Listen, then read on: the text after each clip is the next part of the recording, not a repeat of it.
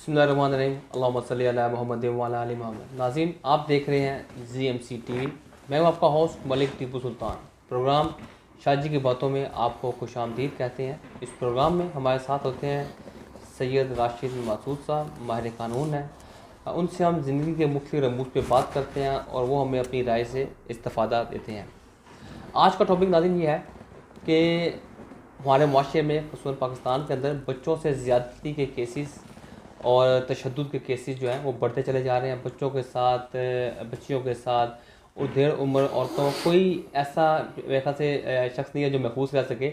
इस टॉपिक पे हम एक तो शाह साहब से राय लेंगे कि हमारी अखलाकी वैल्यूज़ किस तरफ जा रहे हैं और जो हमारे कानूनी पहलू है, जो कैपिटल पनिशमेंट है, क्या वो इस जो ये जो फेल है, जुर्म है, इसको रोकने में मदद करेंगे। आइए शाह साहब से बात करते हैं, उनसे राय लेते हैं। शाह साहब, अस्सलाम वालेकुम and welcome to the program. जी, अस्सलाम वालेकुम मलिक टीपू सुल्तान साहब। वालेकुम सलाम। अस्सलाम वालेकुम ZMC के व्यूअर्स, शुक्रिया मुझे मदऊ करने का।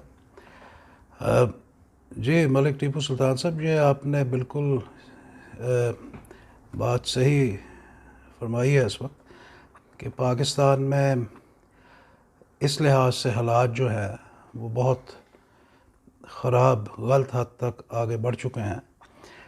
देखें, वैसे तो ये एक ऐसा अमल है जो कि दुनिया के हर मुल्क में, आप अगर इसकी वो स्टैटिस्टिक्स देखें जी, तो आपको इसके अनासर नज़र आएंगे। सही।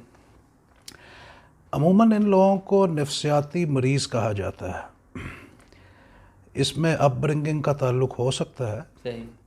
लेकिन ये लोग ज़्यादातर नफ्सियाती मरीज़ होते हैं ठीक। जो कि इस किस्म के अवामिल करते हैं। पोजीशन ये है कि अगर हम इसको सिर्फ उस वक्त उठाते हैं जब ऐसा कोई वाक़या हो जाता है, हाईलाइट हो जाता है, बिल्कुल ऐसे ही। दरअसल इसके ऊपर काम कुछ इस तरह करने की ज़रूरत है कि इसको बुनियादी लिहाज से, इसको स्कूल में जो भी मदारस हैं पाकिस्तान में, उसमें बुनियादी तालीम देने की ज़रूरत है इसके बारे में। सही। और उसके बाद जो लोग इस किस्म के हैं उनको समझाने की ज़रूरत है, क्योंकि इसका तालीम और तरबियत से बहुत गहरा ताल्लुक़ है। सही। बात यह है कि हमारे मुल्क में तालीम और तरबियत का फुक़दान है अभी भी। जो अगर आप उसकी शरह देखें तो पाकिस्तान में बहुत से लोग जो हैं वो मुकम्मल तौर पे अनपढ़ हैं और बल्कि जहालत की हद तक अनपढ़ हैं कि उनको बुनियादी तालीम हासिल नहीं है। तो इंसान जो है उसको अशरफुल मखलूक इसलिए कहा गया है कि वो जानवर से बेहतर है। जी। और जानवर से बेहतर वो इसलिए है क्योंकि एक तो अल्लाह ताला ने उसको बेहतर बसीरत से नवाजा है और फिर उसको तालीम से भी नवाजा है। और मेरे ख्याल में जो पहला लफ्ज़ वही की सूरत में हजूर मोहम्मद सल्लल्लाहु अलैहि वसल्लम पर नाज़िल हुआ था, वो पढ़ने का ही था जी। कि पढ़ा जाए, पढ़ो। तो मैं उस सेंस में ये बात करूँगा कि तालीम की बहुत ज़रूरत है। ठीक है। और इसके ऊपर समझाने की भी ज़रूरत है जो इस चीज़ के विक्टिम हो सकते हैं। अच्छा सर, उनको भी समझाने थोड़ी यहाँ बात निकालनी होगी। एक इसमें ज़िम्ना क्वेश्चन ऐड कर दूँ। अक्सर हम देखते हैं कि ये जो बच्चे और बच्चियाँ जो शिकार होते हैं, ये काफ़ी उस्ताद कराम बेसिकली एक मौज़ूद रिश्ता भी है मदारिस, स्कूलों में या ट्यूशन सेंटर्स के ऊपर। वो देखते हैं कि कुछ लोग पढ़े लिखे भी हैं, लेकिन उसके बावजूद जो है ना वो इस किस्म की दरिंदगी करते हैं। अब उसकी मैं आपकी बात समझ गया हूँ, लेकिन ये बात अगर आप देखें तो मुल्क बरतानिया में भी जी जी जो फादर्स प्रीस्ट होते हैं जी जी वो भी इस किस्म का इर्तिकाब करते हैं, मुर्तकिब होते हैं ऐसे जुराइम के। देखें, उसके पीछे भी नफ्सियात हैं, उसके पीछे भी शायद जिस तरीके से वो ऐसे इस किस्म के जो बोर्डिंग स्कूल हैं जहाँ पे बच्चे पढ़ते हैं, और शायद कोई फुकदान है जो नेचुरल।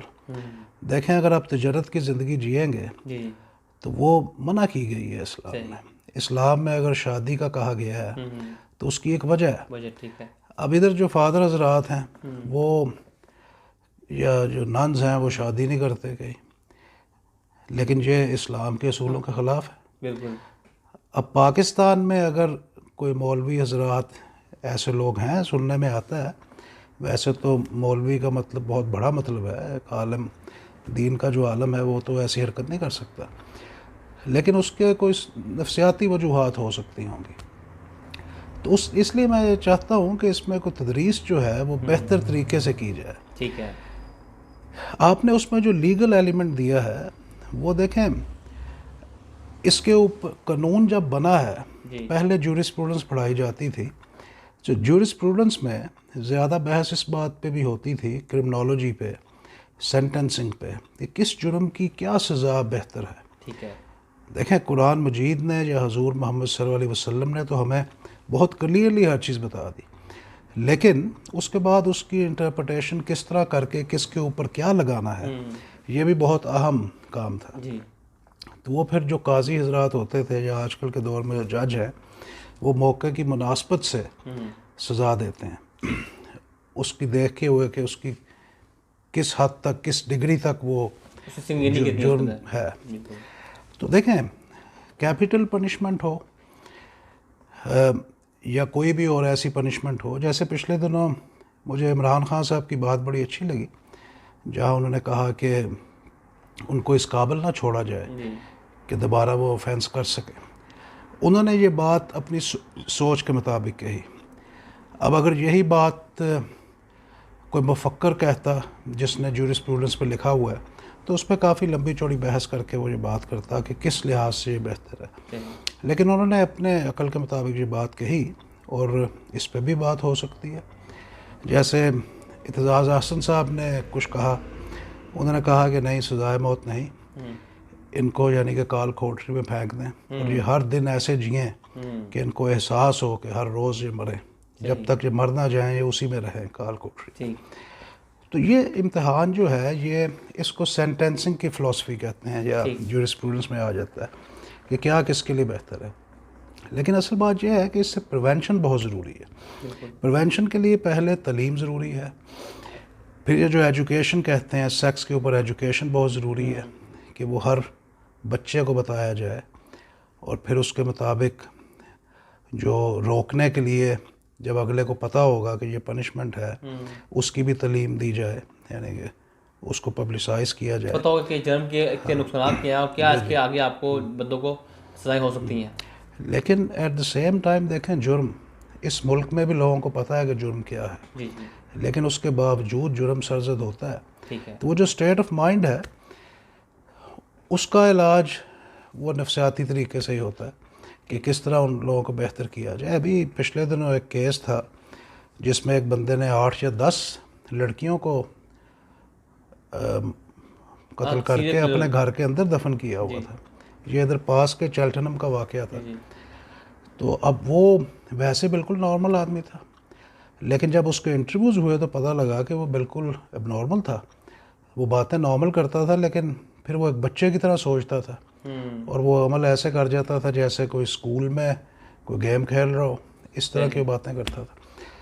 तो ये बहुत ज़रूरी है कि इलाके के लोग भी नज़र रखें कि अगर उनको कोई ऐसी बात नज़र आए तो वो अथॉरिटीज़ को उसके बारे में इतला दें, मुतला करें, ताकि उसके ऊपर एक्शन लिया जा सके। Sir thank you so much. हम थोड़ी सी ब्रेक लेंगे और ब्रेक के बाद आगे इस सेशन को एक और टॉपिक उसका डिस्कस करेंगे। नाज़रीन, प्रोग्राम हम जारी रखेंगे, एक छोटी सी ब्रेक, और ब्रेक के बाद आके इंशाल्लाह प्रोग्राम कंटिन्यू करेंगे।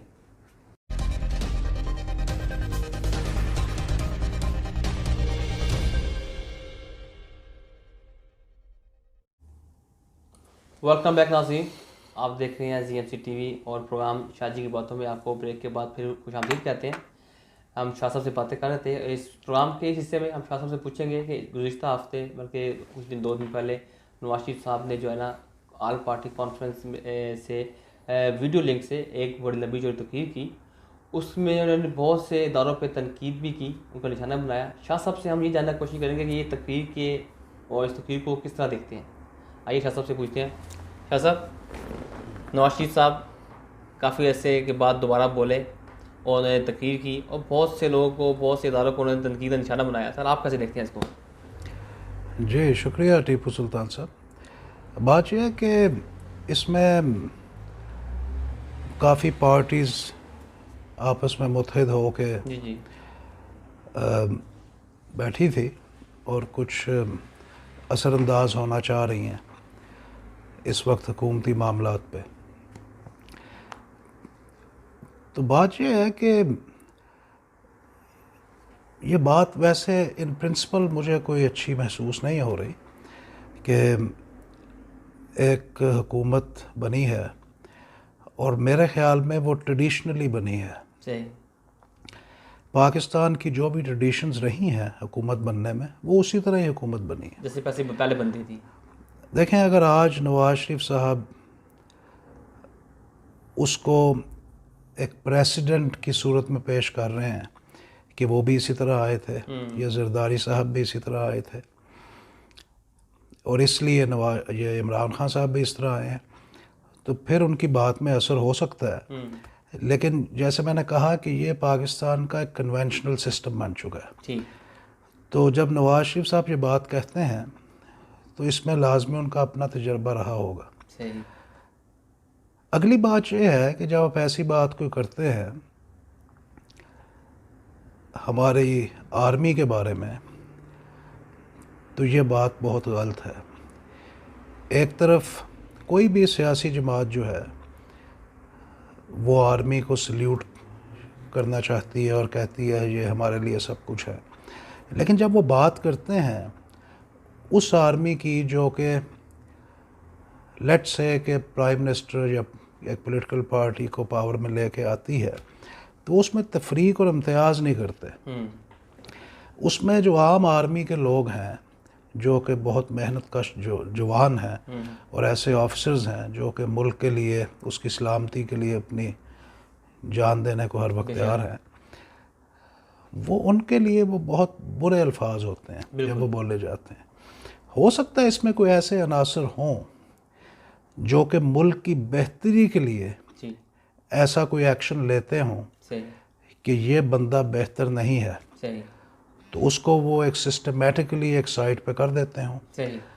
और मुझे यकीन है कि अगर ऐसे कोई अवामिल हैं भी तो वो मुल्क की बेहतरी के लिए होंगे। तो उसको जिस तरह ये पेश करते हैं वो अच्छी बात नहीं है कि आर्मी के बारे में इस तरह खुलेआम बात करना अच्छा नहीं है। और इसके अलावा ये है कि नवाज शरीफ साहब किस हैसियत से बोल रहे थे। देखें, अगर सारी पार्टीज़ के जो हेड हैं वो उसमें बात कर रहे हैं, सबको बोलने का मौका मिल रहा है, तो ठीक है। नवाज शरीफ साहब अपनी पार्टी के हेड हैं, उन्होंने अपना नाइब शायद अपने भाई को बनाया हुआ है, अगर उन्होंने बोला है तो उसमें कोई बुराई नहीं है। लेकिन ये है कि इस तरह कहना कि हमारी सारी इस्टेब्लिशमेंट और फौज जो है वो अच्छी नहीं है, वो अच्छी बात नहीं है। उसको जब भी बात वो करें तो कम से कम उसमें तमीज़ पैदा करें। जैसे उनकी अपनी पार्टी में कई रिटायर्ड जनरल्स हैं, तो अब वो उनका जो अपना एक पार्टी का जनरल है वो उस चीज़ को किस तरह लेगा जो कि रिटायर्ड हो चुका है। तो कम से कम वो गुफ्तगू करें तो उसकी तरह तशरीह बयान कर दें वो क्या कहना चाहते हैं। इस तरह बात ना करें कि वो लोग हैरज़दा समझ ना पाएँ कि आप क्या कहना चाह रहे हैं। जैसे उन्होंने एक दफ़ा खलाई मखलूक का लफ्ज़ इस्तेमाल कर दिया, तो ये बात हमें इमरान खान से नहीं, इमरान खान से लाने वालों के मुखालिफ हैं, उस ताकत के खिलाफ हैं। तो देखें, बात ये है कि वो तो मैंने पहले कह दिया, ये तो प्रेसिडेंट्स हैं उनके पास कि हर दफ़ा कोई लाने वाला ही होता है। इसमें कोई शक नहीं कि पॉलिटिकली मजबूत होती हैं पार्टीज़, वोटिंग अक्सरियत होती है, लेकिन जहाँ कोई थोड़ा बहुत ग्रेस मार्क देना होता है वो फिर दे दिया जाता है। कोई इस किस्म की सिचुएशन होगी जहाँ तक मेरा ख्याल है। लेकिन देखें, मेरे पास उसका कोई शवाहिद नहीं है, कोई प्रूफ नहीं है, लेकिन जो इनकी बातों से महसूस होता है कि शायद इन्होंने खुद देखा है। तो मैं ये कहना चाहूँगा कि देखें, जब भी आप बात करें सिर्फ सियासी अंदाज से करें, बजाय इसके के बीच में हमारे जो कौम, हमारे मुल्क की जो अफवाज हैं उनको लेके आए, ये बात अच्छी नहीं है। एक और बात है, दरअसल जो प्रॉब्लम है ना हमारी पार्टीज़ की, वो ये है कि अब ये मुस्लिम लीग या नून यानी कि मुस्लिम लीग नवाज, ये क्या है भाई, आप अपनी पार्टी को एक डेमोक्रेटिक बनाए। डेमोक्रेटिक, बिल्कुल। ये बात आज से नहीं, बहुत अरसे से पढ़े लिखे लोग ये बात कर रहे हैं। अब वो अपनी बेटी को तैयार कर रहे हैं, माशाल्लाह बहुत समझदार लगती हैं वो, कई बातों में अच्छी बात करती हैं, लेकिन क्या उनकी पार्टी में उनसे बेहतर नहीं है? ये किसी भी इन्फ्लुएंस के बगैर पार्टी की सिलेक्शन करें। सही। अगर ऐसा होता तो आज नून, काफ, शीम, एन कुछ ना बनती। अब पीपल्स पार्टी में भी वही बात है, बिल्कुल, कि वो जी अब भुट्टो साहब के बाद उनकी बेटी, वो भी एक लायक खतून थी, बिल्कुल। अब उनके बाद उनका बेटा, जिनका काफ़ी मजाक उड़ाया जाता है, जो कि अच्छे टेस्ट में नहीं है, लेकिन किसी हद तक वो हमारे मुल्क के लिए वाकई एक मजाक है। जी। क्या हमारे मुल्क में पीपल्स पार्टी में कोई अच्छे ऐसे लोग नहीं हैं जो कि क़यादत कर सकें पीपल्स पार्टी की? तो ये बात मुनासिब नहीं है। और इमरान खान साहब की पार्टी में भी ऐसे ही हो रहा है, कप्तान आई के वो भी इसी तर्ज पर चल रही है। तो ये बातें जो है ये ख़त्म होनी चाहिए। बेसिकली आप ये कह रहे हैं कि डेमोक्रेटिकली पूरे मुल्क की जितनी पार्टी है उनके अंदर पहले डेमोक्रेसी इलेक्टोरल कॉलेजेस होने चाहिए जो कि बाकायदा तरीके से करें। मुझे यकीन है कि अगर वो इलेक्शन करेंगे on the face of it तो इमरान खान साहब जीतेंगे या नवाज शरीफ जीतेंगे। इसका मतलब वो अनड्यू इन्फ्लुएंस है। सही, वो चीज़ गलत है।